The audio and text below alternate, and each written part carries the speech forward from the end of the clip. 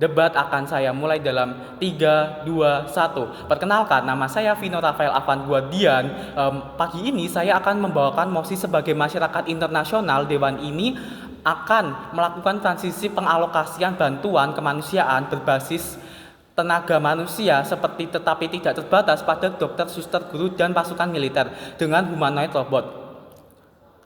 Kami sebagai masyarakat internasional setuju dengan mosi Dewan ini akan melakukan transisi pengalokasian bantuan kemanusiaan tetapi tidak terbatas pada dokter, suster, guru, dan pasukan militer dengan humanoid robot. Dewan juri, kita akan masuk ke dalam definisi saya. Humanoid robot sendiri diprogram oleh manusia untuk melakukan pelayanan di bidang kesehatan, pendidikan, serta distribusi logistik. Tujuan dari mosi ini sendiri yaitu untuk meningkatkan efektivitas, efisiensi, dan ketahanan dalam pengalokasian bantuan kemanusiaan dengan memaksimalkan kapasitas bantuan melalui teknologi humanoid robot. Masuk ke dalam mekanisme saya ada 3. Yang pertama, kita tidak akan langsung mengganti sepenuhnya, tetapi dengan beberapa tahap. Tahun pertama sampai tahun ketiga awal, humanoid robot hanya akan melengkapi, bukan menggantikan tenaga manusia.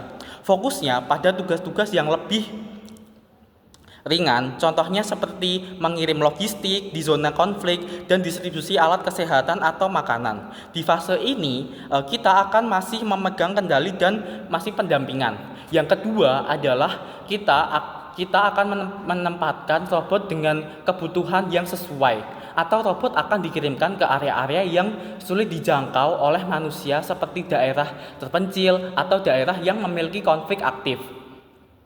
Yang ketiga adalah training dan supervision setiap humanoid robot akan diprogram dan dikendalikan oleh tim multidisipliner atau ahli tenaga teknologi kemanusiaan. Akan ada juga sistem supervisi oleh manusia baik secara langsung maupun remote agar keputusan dan tindakan tetap sesuai. Dewan juri, kita akan masuk ke dalam argumen saya. Ada berisi argumen saya yaitu kenapa hal ini berdampak baik. Yang pertama adalah karena humanoid robot bisa kita tempatkan di zona berbahaya tanpa resiko kehilangan nyawa.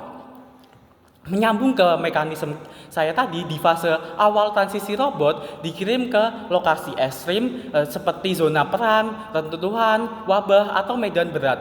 Jadi ketika manusia terlalu beresiko turun langsung, robot yang bisa maju duluan, sementara manusia tetap dalam koordinasi dari jauh. Ini secara langsung menyelamatkan nyawa tenaga kemanusiaan.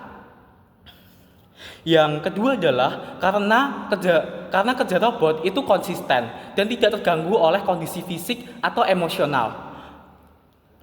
Robot bisa terus bekerja tanpa istirahat panjang, tanpa takut trauma. Itu artinya alur bantuan bisa tetap jalan tanpa putus. Mekanismenya bisa menyambung seperti tadi yang saya bicarakan. Dari robot sebagai pelengkap, mereka handle bagian yang bisa dijalankan terus-menerus. Sementara manusia bisa istirahat atau fokus pada hal-hal yang strategis. Yang ketiga, itu karena tenaga manusia jadi bisa dialihkan ke tugas yang lebih strategis. Misalnya seperti tim medis yang fokus di diagnosa dan perawatan intensif dari tempat yang aman, dari tempat yang rawan bencana atau perang. Tim guru merancang kurikulum bantuan dan militer fokus ke keamanan makro. Semua bisa dilakukan kalau pekerjaan teknis ini di lapangan diambil alih oleh robot. Dan yang ketiga, mengapa ini berdampak baik? Karena manusia nggak harus langsung jadi korban kedua dalam bencana. Yang sering kejadian relevan datang niat nolong malah jadi jatuh sakit, kelelahan atau bahkan yang lebih parahnya adalah penghilangan nyawa. Dengan mekanisme kita resiko itu ditarik mundur, manusia tetap berperan penting tapi enggak harus turun langsung ke tempat paling bahaya.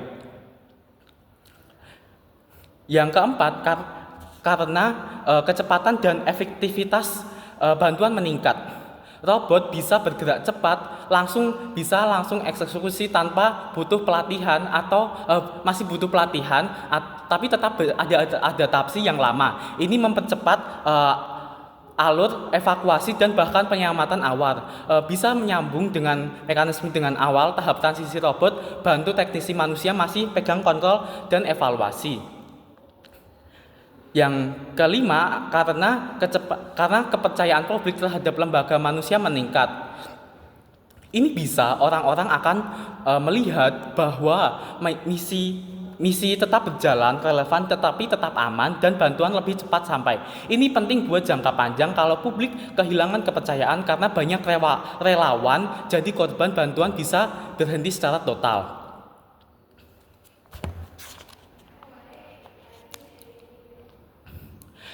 Yang ini kita bisa oposisi akan bilang kalau kalau semua dilakukan nanti hubungannya antara dilakukan robot, nanti hubungan antara manusia jadi dingin, korban bencana butuh empati bukan cuman barang atau layanannya dingin dari mesin.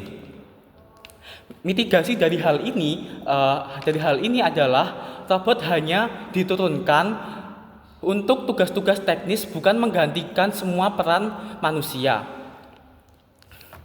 Dalam mekanisme kita, manusia tetap aktif dalam tugas emosional, edukatif, dan supervisi. Robot hanya bantu misi, bukan menggantikan nilai-nilai kemanusiaannya. Begitu dulu dari saya. Terima kasih. Assalamualaikum warahmatullahi wabarakatuh.